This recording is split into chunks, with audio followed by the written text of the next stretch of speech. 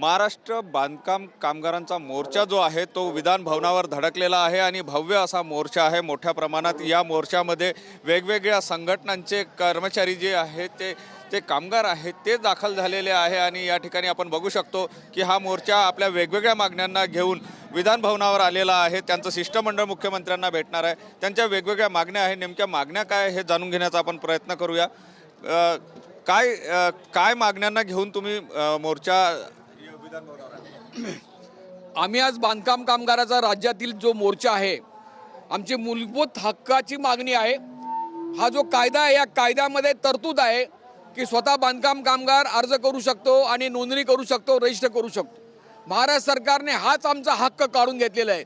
तो हक्क द्या म्हणून आम्ही आलेलो आहोत, नवीन काहीच मागत नाही। मी अर्ज करणार आहे, माझा ऑनलाईन अर्ज घ्यावा एवढी मागणी आहे। त्याच्याबद्दल त्यांचे निर्णय झालेले आहेत, त्याची अंमलबजावणी केली जात नाही, ती करावी अशी आमची पहिली मागणी आहे। दुसरी मागणी की 26 लाख बांधकाम कामगारांचे अर्ज प्रलंबित आहेत, हे यांच्या दोषामुळे आहेत।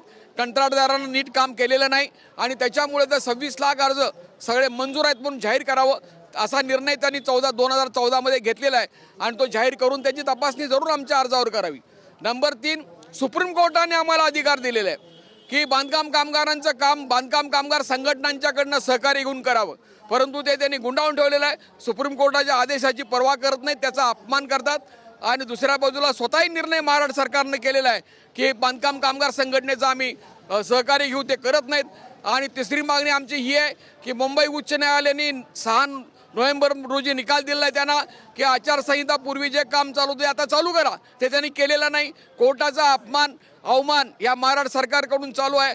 आणि माजी कामगार मंत्र्यांनी 2 महिन्यापूर्वी सगळ्या बांधकाम कामगारांना 54 लाख 5,000 रुपये सानुग्रह देतो म्हणून जाहीर केलेलं आहे, त्याची अंमलबजावणी या सरकारनं करावी, कारण तो कामगार मंत्री भाजपचाच आहे आणि आता ते निवडून आलेले।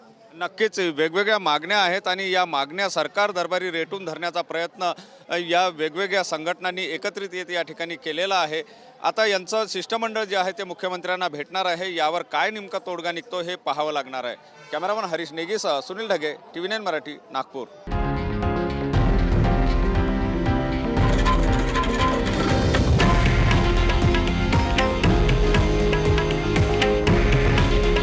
हे आहे देशातील नंबर 1 न्यूज नेटवर्क आणि आपण पाहत आहात TV9 मराठी।